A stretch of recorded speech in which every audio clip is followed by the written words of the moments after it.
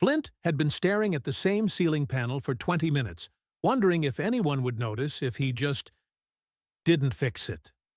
The flickering light in Observation Gallery 12 wasn't critical.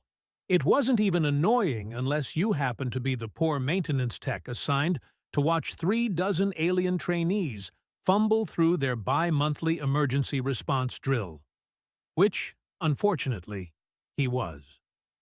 Decompression scenario Alpha 6 commencing in 30 seconds. The automated voice announced in that maddeningly calm tone that all station AIs seemed programmed with. Like they were ordering tea instead of simulating catastrophic hull failure. Flint popped another synthesized pretzel into his mouth and immediately regretted it. They tasted like sadness mixed with salt, and the vague memory of what food used to be before humanity decided everything should be nutritionally optimized. He'd been on Pinnacle Station for 8 months now, and the pretzel situation had not improved. Below him, visible through the reinforced observation window, the training deck sprawled out like some kind of interstellar obstacle course designed by committee. Which, knowing the Galactic Union's bureaucratic tendencies, it probably was. Simulated corridor sections, mock-up habitat modules, emergency equipment lockers painted in 17 different color schemes to accommodate species with varying visual spectrums. It was organized chaos, emphasis on organized, until it wasn't. Ulmoth, the Kelak's senior instructor, stood at the primary control console with all 4 of his manipulator arms moving in that synchronized way that always made Flint think of a very judgmental conductor leading an orchestra. The insectoid's chitinous plating gleamed under the harsh overhead lights, compound eyes reflecting data streams from half a dozen monitors simultaneously. Next to him, Hyrox bobbed gently in his mobility tank, a water-filled transparent sphere that let the Olmari move around in standard atmosphere without suffocating. The aquatic instructor's tentacles tapped against the inner surface of his tank in what Flint had learned to recognize as concentration, or possibly irritation. With Olmari, it was honestly hard to tell. "All trainees, assume positions." Ulmoth's voice clicked and chittered through the translation system. "Protocol adherence is mandatory. Deviation will result in scenario failure and remedial assessment." Flint snorted. Of course it would. The Kelaks didn't do improvisation. Their entire civilization had evolved from hive-mind ancestors who'd survived by following the Queen's instructions to the letter. Independent thought was something they'd only developed in the last few thousand years, and even then, it came with instruction manuals. On the training deck, 3 distinct groups of trainees separated into their designated positions. The Kelak's trainees moved as a unit, naturally falling into perfect formation. The Olmari floated in their mobility, tanks with practiced precision, already running through their memorized response sequences. And the humans? Flint grinned despite himself. The 5 human trainees looked about as organized as a bag of cats. They were in roughly the right area, sure, but one of them was still adjusting his emergency suit seals. Another was double-checking her equipment for the 3rd time, and the tallest one appeared to be making jokes because 2 of his teammates were laughing. "Human contingent. Establish proper formation." Hyrox's translated voice burbled through the speakers, tentacles now tapping more aggressively. Definitely irritation, then. The humans shuffled into something approximating a line. Close enough for government work, as Flint's grandfather used to say. "Initiating scenario," Ulmoth announced. "Hull breach in Sector 4 Gamma. Atmospheric pressure dropping. You have 9 minutes to evacuate all personnel and seal emergency bulkheads. Begin." Alarms shrieked. Red warning lights bathed the training deck in pulsing crimson. Simulated atmosphere gauges on every wall panel began their countdown. The trainees sprang into action. Well, most of them did. One of the Kelaks seemed confused about which direction to go and stood frozen for a solid 5 seconds before his teammates physically pushed him toward the correct corridor. Flint had seen this drill approximately 18 times now. He could probably run it himself at this point, which was a depressing thought considering his job was to fix broken equipment, not cosplay as a crisis responder. He took another pretzel. Still terrible. On the monitors above the observation window, he could track each team's progress. The Kelaks were moving efficiently but rigidly, following their predetermined routes with mechanical precision. The Olmari were slightly faster, their tentacles allowing them to manipulate multiple controls simultaneously. The humans were, well, they were doing fine. Not great, not terrible. Just competently average, which was pretty much humanity's calling card in the Galactic Union. Adequate progress, Ulmoth clicked, his mandibles moving in what might have been satisfaction. All teams maintaining protocol compliance. That was when the station lurched. Not the simulated shake that was supposed to happen at the 6-minute mark. This was real. Flint's pretzel bag went flying, his coffee mug, mercifully empty, clattered off the console, and every alarm in the observation gallery that wasn't already screaming for the drill started screaming for real. What? Hirox began, his tentacles pressed flat against his tank in what Flint recognized as panic. The main station alert cut through everything else. Genuine emergency. Hull breach detected. Sector 9 Delta. Multiple compartments compromised. This is not a drill. Repeat, this is not a drill. Oh, that was bad. Flint was already moving toward the console before his brain caught up with his body. Below, on the training deck, the trainees had frozen. Some of them probably thought this was part of the scenario. A twist, maybe, or an added difficulty modifier. But the instructors knew better. Ulmoth's compound eyes were flickering between monitors, his manipulator arms twitching in that way that meant a Kelak's mind was trying to process too many variables at once. Their species was brilliant at executing plans, but genuine chaos? That required adaptability they'd never quite evolved. Hyrox was worse. His tentacles had curled into a tight defensive ball, and his tank was rotating slowly. A biological instinct from his species' evolutionary history when predators appeared. Freezing and reorienting to assess threats. Great for surviving ancient oceanic predators. Terrible for commanding emergency responses. Sector 9 Delta is adjacent to the training area, Flint said, pulling up the station schematic on the auxiliary console. His fingers flew across the controls. He knew this station's maintenance systems better than anyone. Decompression cascade is going to hit the connecting corridors in... He did the math in his head, accounting for atmospheric volume and breach size based on the sensor readings. 3 minutes, maybe 4. Neither instructor responded. Ulmoth was still staring at his screens. Hyrox had stopped rotating but hadn't uncurled. Below, the trainees were starting to panic. The humans were looking around for instructions. The Kelaks were clustering together, waiting for orders. The Olmari were, okay, they were actually moving toward the exits, which was smart, but they weren't coordinating with anyone else. "Hey!" Flint said, louder. "Hey! We need to evacuate the deck and seal it off before the pressure wave hits." Ulmoth's mandibles clicked rapidly. Protocol?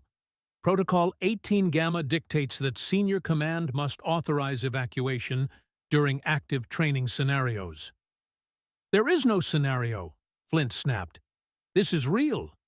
People are going to die if we don't move right now." Hirox's translation unit stuttered. The proper forms. We must file incident reports before deviating from scheduled activities." And that was when Flint realized with absolute, crystal clarity that nobody was going to take charge. Because the instructors, for all their expertise and training and advanced civilizations, had never evolved to handle genuine unpredictability. Their species had survived by being excellent at planned responses, at following protocols that had been refined over millennia. Humans had survived by making things up as they went along. "Right," Flint muttered, reaching for the intercom override. "Guess we're doing this." He slammed his palm down on the emergency broadcast button, technically only supposed to be used by senior staff, but maintenance codes could override pretty much anything if you knew where to look. And his voice boomed across the training deck. "All personnel, this is maintenance control. Real emergency in progress. I need every single one of you to stop what you're doing and listen to me very carefully." 38 faces and face equivalents turned toward the observation gallery. Flint could see confusion, fear, and in the case of the humans, a kind of resigned, "Oh hell, here we go" expression he recognized from every disaster movie ever made. "Kellog's team, you're closest to emergency locker 15. Get there, grab every portable atmosphere seal you can carry. Olmari team, environmental controls are on the east wall. I need you to manually override the ventilation system for this entire section.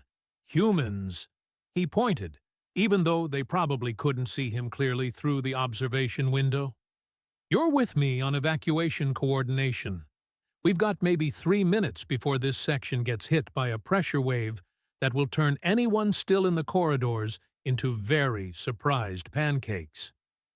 "You have no authority," Olmoth started. "And you're frozen like a statue," Flint shot back. "So, unless you want to explain to Union Command why you let 36 trainees die because you were waiting for permission to save them, I suggest you let the guy who actually knows how this station works do his job." For a long moment, nobody moved. Then one of the humans, the tall one who'd been making jokes earlier, shouted, "You heard the man! Move!" And just like that, they did. The Kelloggs scrambled toward Locker 15 with more speed than grace, their coordinated movement protocols completely abandoned in favor of what Flint could only describe as organized panic. The Olmari were already at the environmental controls, tentacles flying across interfaces designed for species with significantly fewer appendages. Flint bolted from the observation gallery, taking the stairs 3 at a time because waiting for the lift seemed like a fantastic way to die stupidly.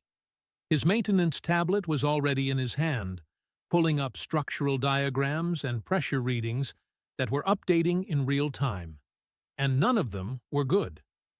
Sector 9 Delta had a hole the size of a transit shuttle punched through it.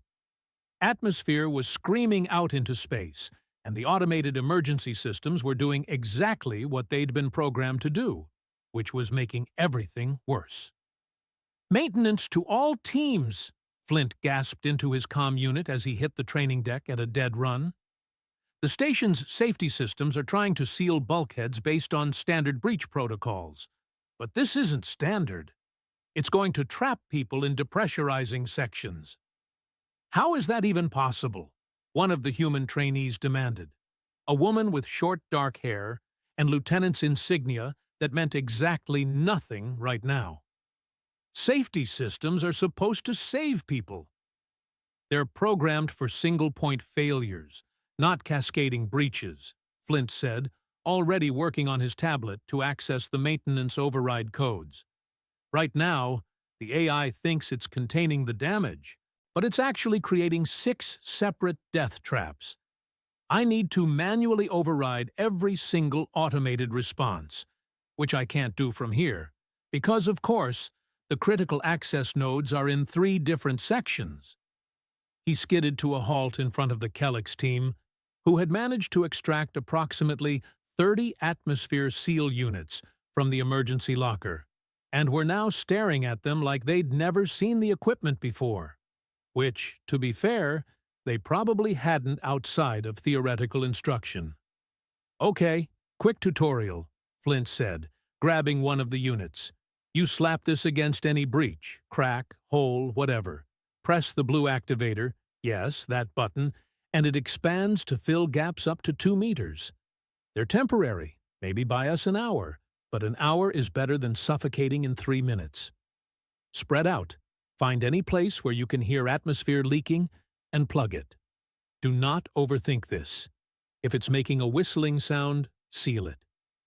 But the protocol manual states that structural assessment must be completed before one of the Kelaks started. "There is no time for assessment," Flint interrupted. "You assess after everyone is breathing. Go!" They went, Katina's legs clattering against the deck plating as they dispersed. Not perfect, but moving was better than standing around. The station lurched again. Somewhere in the distance, metal groaned, a sound that no space station should ever make, because space stations were supposed to be stable and silent and not actively trying to kill you. Flint's tablet chirped with new data. The pressure wave had just hit Sector 8, which meant they had maybe 90 seconds before it reached the training area. "Olmari team, talk to me," he shouted toward the environmental control station. "Ventilation override is not responding," one of them called back, his translation unit crackling with stress. "The system is locked into emergency protocol. We cannot access manual controls without senior engineering authorization." Of course it was locked. Because the universe had a sense of humor, and that sense of humor was terrible. Flint sprinted toward the control station, his brain already running through bypass options.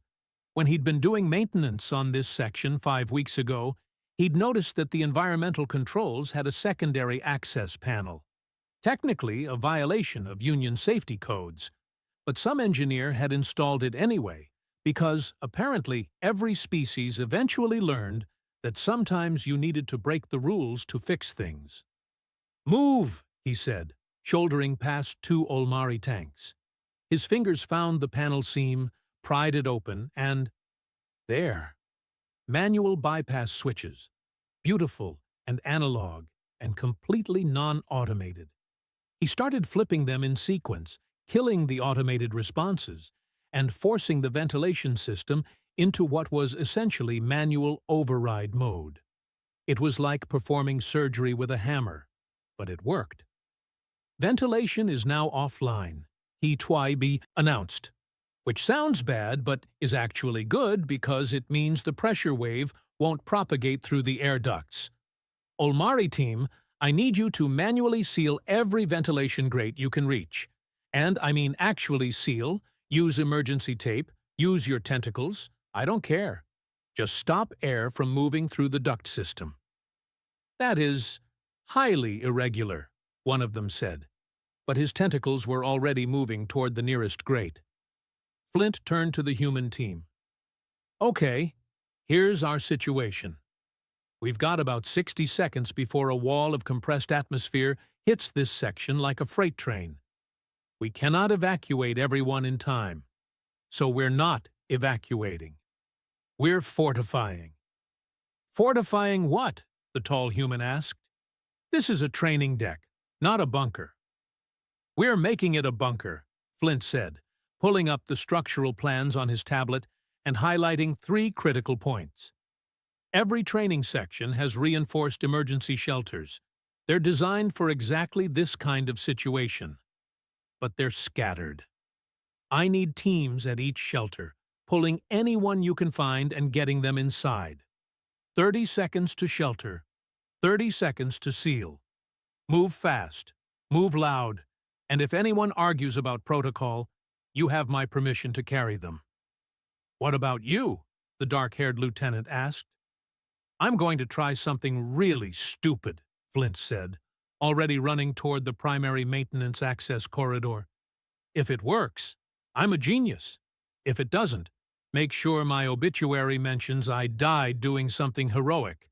and not, you know, because I forgot how pressure physics works. He didn't wait for a response. The maintenance corridor was narrow and lined with access panels that most people never looked at because they were boring and utilitarian and absolutely not designed for emergency crisis management. But Flint had spent 8 months maintaining this station, which meant he knew things that weren't in any manual, like the fact that the fire suppression system shared conduit space with the emergency bulkhead controls, and that the magnetic clamps used to hold hull plating during repairs were stored in the same section as the pressure equalization valves. His plan was insane. It was also the only plan he had. The station shuddered. Alarms were screaming in 6 different languages. His tablet showed the pressure wave 30 seconds out and closing fast. Flint's fingers flew across control panels, rerouting systems in ways they were definitely not meant to be rerouted. He dumped the entire fire suppression reservoir, thousands of liters of flame-retardant foam, into the primary corridor connecting the training deck to Sector 9. The foam would solidify on contact with air, creating a temporary barrier. Then he activated every magnetic clamp in storage simultaneously, using the emergency power grid to overcharge them and throw them at maximum force toward the foam barrier. The clamps would embed themselves in the solidifying foam, reinforcing it with the same magnetic force used to hold hull plates against the vacuum of space. It was improvisation built on improvisation. It was held together with hope and maintenance codes. It violated approximately 40 safety regulations. The pressure wave hit. For a moment, that stretched into infinity. Flint wasn't sure if his ridiculous foam and magnet barrier was going to hold, or if he'd just invented a new way to catastrophically fail at saving people. Then his tablet showed pressure readings stabilizing. The foam barrier was holding. Not perfectly. Sensors were showing microfractures and stress points that would fail within the hour. But it was holding right now, and right now was all that mattered. "All teams, report," Flint gasped into his comm. "Kellex team, 12 atmosphere seals deployed, multiple small breaches contained." Olamoth's voice came through, and he sounded shocked that he was still alive to make the report. "Olmari team, ventilation system sealed, no propagation detected," Hirox added. "Human teams, everyone accounted for in emergency shelters," the lieutenant reported. "0 casualties. We're okay." Flint slumped against the wall, his legs suddenly feeling like they were made of jelly and broken promises. His hands were shaking. His heart was doing something that probably wasn't medically recommended. "Station emergency services are responding," Olmoth continued. "They report main breach is being contained. Secondary teams are en route to our position. We are safe." "Yeah," Flint muttered. "Great. Fantastic. Someone should probably check on Sector 8, and maybe order pizza. I feel like pizza. Do we have pizza?" His tablet slipped from his fingers. The world was doing this weird tilting thing that he was pretty sure wasn't normal. "Flint!" The lieutenant's voice sounded distant. "Flint! Are you—" But he was already falling, exhaustion hitting him like a secondary pressure wave, and the last thing he registered before unconsciousness took him was the vague thought that he'd probably just violated his employment contract in about 16 different ways. Consciousness returned like a rude neighbor pounding on the door at 3 in the morning, unwelcome, insistent, and accompanied by a headache that felt like someone had used his skull for percussion practice. Flint's eyes cracked open to the familiar sterile white ceiling of the station medical bay, which was better than waking up dead, but not by much. Medical bays smelled like antiseptic and disappointment, and this one was no exception. "Oh, thank God," a familiar voice said from somewhere to his left. I was starting to think you'd just decided to sleep through the best 48 hours of your life. Flint turned his head, slowly, because moving faster seemed like a bad idea, and found Hollis sitting in a chair that looked deeply uncomfortable, his face displaying an expression somewhere between relief and barely suppressed hysteria. "Hollis," Flint croaked. His throat felt like sandpaper. "What? How long was I out?" 36 hours, Hollis said, leaning forward and handing him a cup of water. "You collapsed from exhaustion, minor dehydration, and what Dr. Petrov called catastrophic adrenaline depletion, which I'm pretty sure he made up, but sounds bad enough to be real." Flint drank the water. It tasted like it had been filtered through a sock, but it was wet, and that was good enough. 36 hours? I was only out for, wait, did you say 48 hours? What happened in the other 12? Hollis's expression shifted into something Flint couldn't quite read. Not quite horror. Not quite amazement. Something in between, with a dash of, "You're not going to believe this." "Okay, so," Hollis began, standing up and starting to pace, because apparently this was a pacing kind of conversation. "You remember saving everyone on the training deck, right? The whole improvised barrier, foam and magnets, heroic last stand thing?" "Vaguely," Flint admitted. "I remember thinking I was probably going to die in a really embarrassing way." "Right. Well, you didn't die. You saved 38 people. 0 casualties. 0! In a genuine emergency that should have killed at least a dozen beings according to every statistical model the Union has." Hollis stopped pacing and looked directly at him. "Flint, you're famous. Like, galaxy famous. Like, they're seriously considering renaming stars after you famous." Flint blinked. "What?" "The entire incident was recorded," Hollis continued, talking faster now, his words tumbling over each other. "Training deck cameras, observation gallery feeds, personal suit recorders, everything. Station Command reviewed it. Then Union Command reviewed it. Then they released it to the interspecies information networks because apparently transparency is important or whatever, and now the entire galaxy has watched you take over an emergency, override 2 senior instructors, and save everyone using methods that shouldn't work, according to any known crisis management theory." "But I just did what needed doing," Flint said slowly. "Anyone would have—" "No," Hollis interrupted. "No, that's the thing. That's what everyone is losing their minds about. Anyone wouldn't have.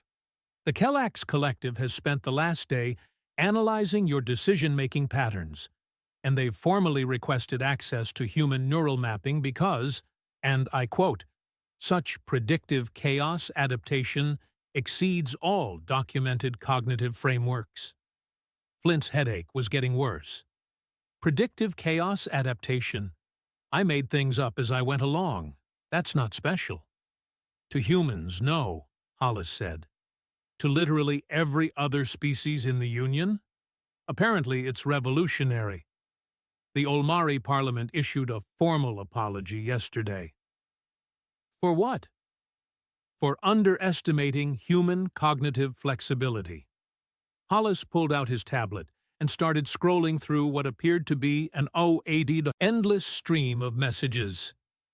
"You've got, let me count, 38 interview requests from various media outlets, 12 book deal offers, 6 different universities want you to lecture, and, oh, this is weird, 1 marriage proposal from a Fexlari, who finds survival incompetence attractive, which I think is supposed to be a compliment in their culture, but honestly, sounds kind of insulting."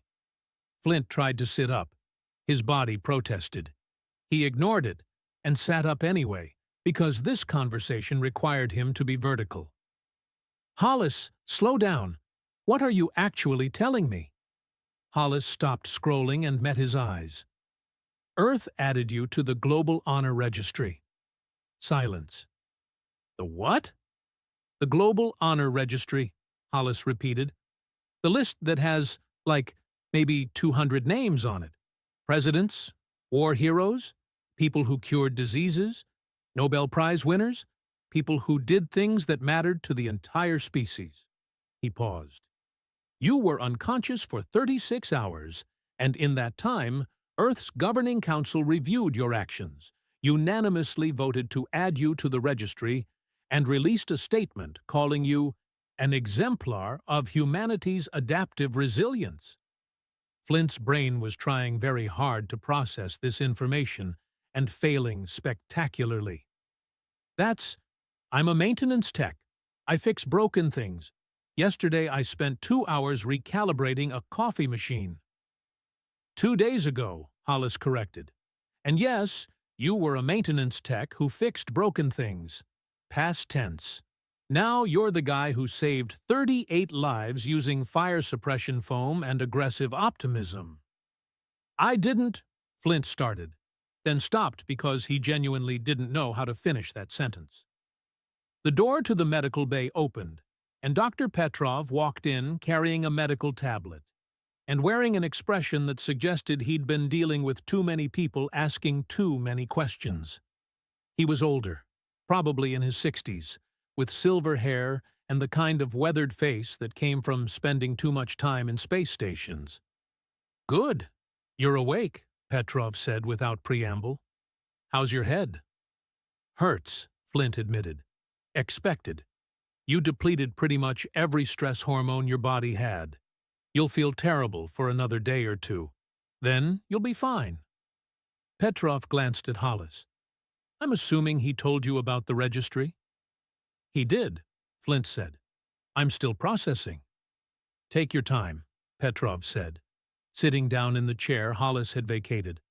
But while you're processing, understand something. What you did in that training deck contradicted 40 years of crisis management doctrine. You violated protocols that were established by species with thousands of years more experience than humanity. And you were right to do it. I just made it up as you went along, yes. I've read your statement, Petrov interrupted. That's exactly the point. Do you know why the instructors froze? Not because they were cowards or incompetent. They're both highly respected in their fields. They froze because their species evolved crisis response through predictable environmental pressures. The Keleks survived by perfecting hive coordination. The Olmari by developing elaborate emergency protocols. When faced with genuine unpredictability, their evolutionary programming had no answer. And humans? Flint asked, though he suspected he knew the answer. We evolved by surviving things we absolutely shouldn't have, Petrov said. Ice ages, predators, natural disasters, and our own terrible decisions. Our entire history is adaptation to chaos. Every other species in the Union looks at us and sees generalists, mediocre at everything, exceptional at nothing. But what they're actually seeing is flexibility that their evolutionary paths never required. Hollis was nodding. I've been reading the analyses from different species. The Keleks called your actions logically inexplicable, but empirically effective. The Olmari said you operated on intuitive probability assessment beyond documented parameters. Everyone's trying to figure out how you did what you did. I didn't do anything special, Flint insisted. I knew the station maintenance systems. I knew what tools were available. I put pieces together. In 3 minutes, Petrov said. You synthesized information from multiple sources, identified resources that weren't designed to work together, created an entirely novel solution, and implemented it successfully under life-threatening pressure. In 3 minutes. Most species would need 3 days and a committee. That's insane, Flint muttered. No, Petrov corrected. That's human. We've been doing versions of that for millennia. We're just usually too busy surviving to notice how remarkable it is.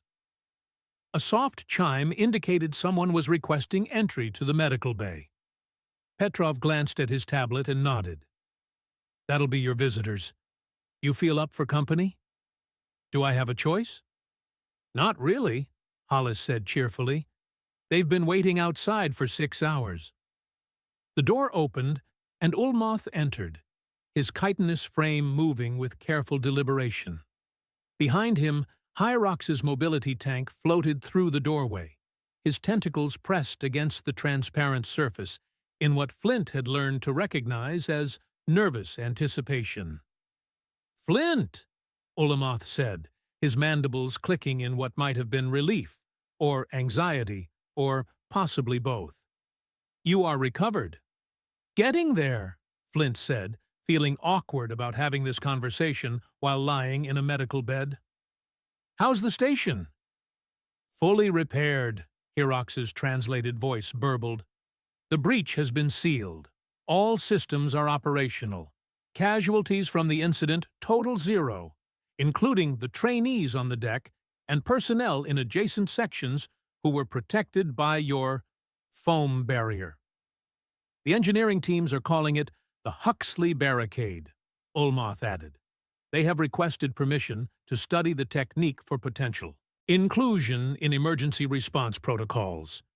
Flint felt his face heating up. "It's not a technique. It was desperation with extra steps." "Perhaps," Ulmoth said, "but it was effective desperation. I have come to—" The Kellax paused, mandibles clicking in a pattern Flint hadn't seen before. "I have come to acknowledge that my response to the genuine emergency was inadequate. My training, my experience, all of it failed when confronted with real chaos. You saved my life. You saved all of our lives, including the trainees I was responsible for protecting." "We are ashamed," Hyrox added, his tentacles curling slightly. "Our species pride themselves on crisis management. We teach other species how to survive disasters. And when disaster struck, we froze while a maintenance technician—" He caught himself. "While you took command and succeeded where we failed." "You didn't fail," Flint said automatically. "You just needed a minute to adapt. Anyone would have—" "No," Ulmoth interrupted with surprising firmness. "Not anyone. That is the lesson we are learning. That is the lesson the entire Union is learning. Humans do not freeze. Humans adapt. We have spent decades categorizing your species as adequate generalists, useful for their versatility but unremarkable in any specific domain. We were wrong. You are not generalists. You are chaos specialists. Crisis is your natural environment." "That sounds like an insult," Flint said. "It is the highest compliment my species can offer," Ulmoth replied. "We are beings of order who have achieved greatness through precision. You are beings of disorder who achieve greatness through adaptation. Both are valuable. We simply failed to recognize the value of the latter until you demonstrated it while saving our lives." Hyrox's tank rotated slightly. "Station Command has requested that you present an after-action analysis to senior staff and species representatives. They wish to understand your decision-making process." Flint felt his stomach drop. "I'm really bad at presentations." "They are aware," Hyrox said. "They do not care. Your insights are considered essential to reforming Union emergency response protocols." "When?" Flint asked weakly. "Tomorrow," Ulmoth said. "If you are medically cleared, which Dr. Petrov indicates you will be." Petrov nodded. "You'll be fine. Just drink more water and try not to save anyone else for at least 48 hours." The conference room was too large, too formal, and filled with too many people, or beings, technically, who were all staring at Flint like he'd grown a second head. which, given some of the species present, might have actually been less remarkable than what he'd actually done. Flint stood at the front of the room, his presentation tablet clutched in sweaty hands, and seriously reconsidered every life choice that had led him to this moment. There were at least 50 beings in attendance: station command staff, union representatives, military, observers, and what appeared to be several academics who kept taking notes on devices that hummed softly. "So," Flint began, his voice cracking slightly, "I'm supposed to talk about what exactly? How I didn't die?" A ripple of confusion moved through the audience. Apparently, that wasn't the formal opening they'd expected. "We wish to understand your cognitive process during the emergency," one of the union representatives said, a Kellax administrator whose name Flint had already forgotten. "Your decision-making sequence, the protocols you followed." "Right," Flint said. "Okay, well, first thing, there were no protocols. I made it up." More confused, chittering, and burbling. Someone in the back was translating furiously for a species whose auditory range didn't include human speech frequencies. "You must have followed some framework," insisted an Olmari in the front row. Not Hyrox, but someone equally official-looking in their floating tank. "Some training structure. Humans have emergency response education, yes?" "Sure," Flint said. "I took a safety course when I joined the station crew. It was 4 hours long and mostly about not touching things that were labeled 'Do Not Touch', which, honestly, is good advice generally, but not super helpful when everything's exploding." He pulled up a schematic of the training deck on the main display screen. "Here's what actually happened. I saw instructors freezing, recognized we had maybe 3 minutes before everyone died, and decided that doing something stupid was better than doing nothing at all. But your resource allocation," another voice began, "was based on knowing where stuff was stored," Flint interrupted, gaining a bit of confidence from sheer exasperation. "I'm maintenance. I know every closet, every access panel, every system on this station because I've fixed all of them at least once. When I needed atmosphere seals, I knew where they were. When I needed to jury-rig a barrier, I knew what tools were available. It wasn't genius. It was just paying attention to my job for 8 months."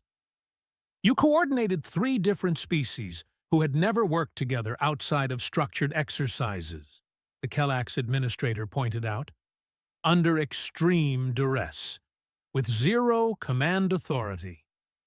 "Yeah, because I didn't give them time to think about it," Flint said. "I just started giving orders like I knew what I was doing.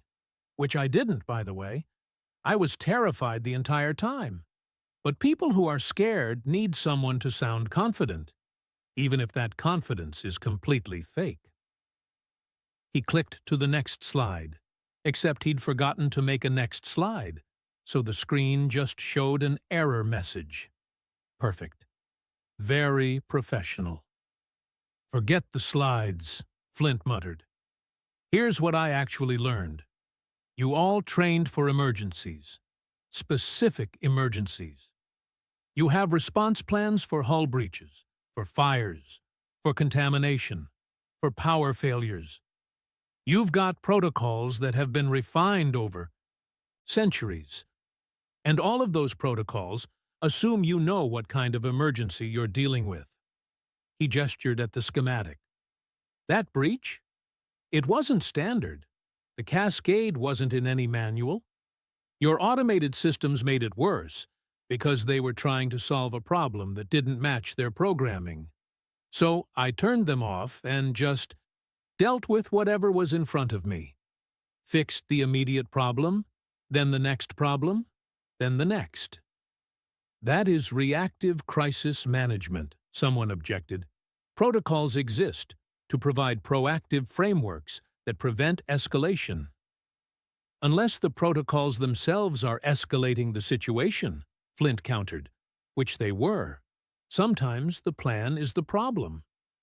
Silence settled over the room. It wasn't a comfortable silence. Flint rubbed the back of his neck.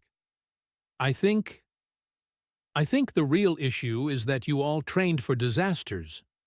I just lived through what humans would call a bad day. Maybe a really bad day, sure. But we're kind of used to things going wrong in ways nobody predicted. Elaborate. Dr. Petrov's voice came from the back of the room. He must have slipped in during the presentation. Humans have been surviving unexpected catastrophes for our entire history, Flint said.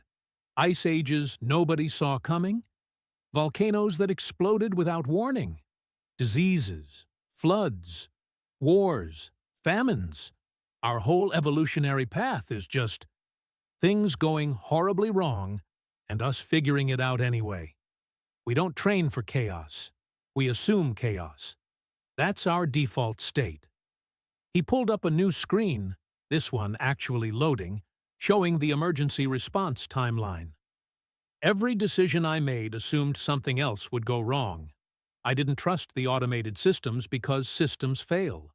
I didn't assume evacuation would work because evacuations get complicated. I built in redundancies and backups because, of course, the first solution wouldn't be enough. That's not crisis management. That's just existing as a human. A Kellax in military uniform stood up.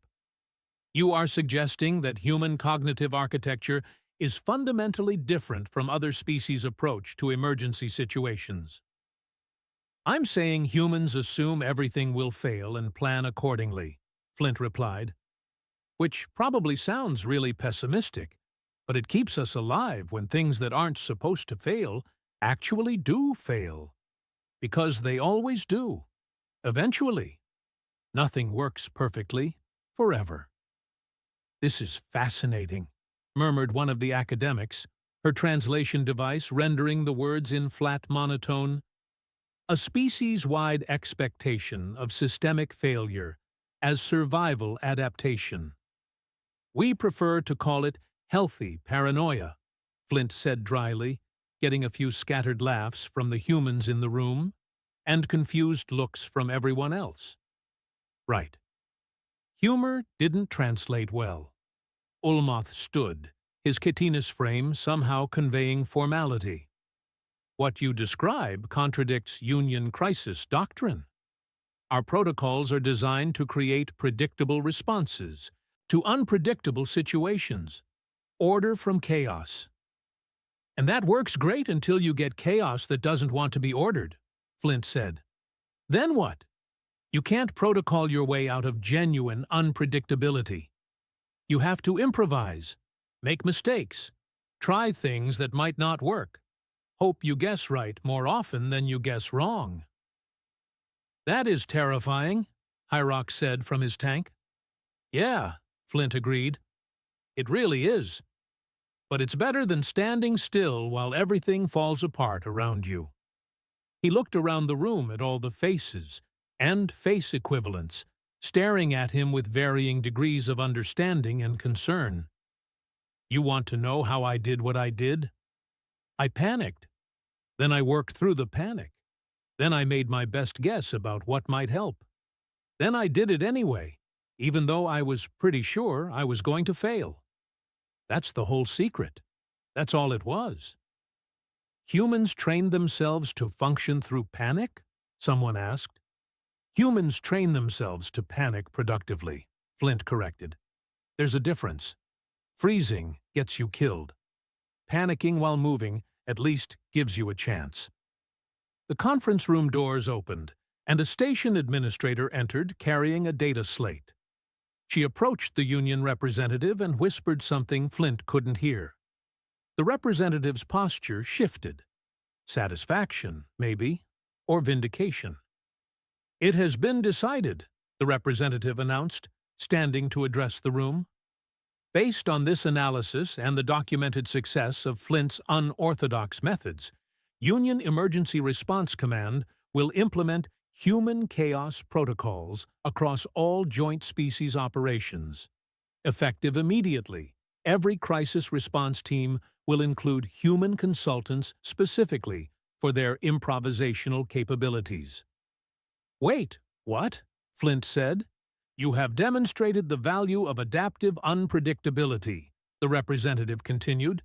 "Your species' unique approach to crisis management represents a strategic asset the Union has underutilized. This will be corrected." "I don't think you understood what I—" "Additionally," the representative continued, ignoring his protest, "we are offering you a position as Senior Crisis Response Coordinator, with full authority to redesign training protocols for all Union emergency personnel." The room erupted in polite applause, or the various species equivalents of applause, which included clicking mandibles, tentacle tapping, and several sounds Flint couldn't identify. "I don't want that job," Flint said, but his voice was lost in the noise. Dr. Petrov appeared at his elbow. "Congratulations! You just revolutionized galactic emergency response by explaining that humans expect everything to go wrong." "I want to go back to fixing coffee machines," Flint muttered. "Too late," Petrov said, not unsympathetically. "You're a symbol now. Heroes don't get to choose normal."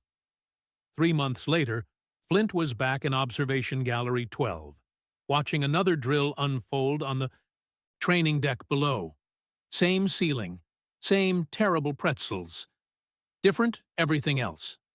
The instructors, Olmoth and Hyrox, were intentionally sabotaging equipment mid-exercise, throwing curveballs, creating unpredictable cascades. The trainees stumbled, adapted, improvised badly, then slightly less badly. Progress. Flint had turned down the coordinator position, rejected the promotions, declined the lecture circuit.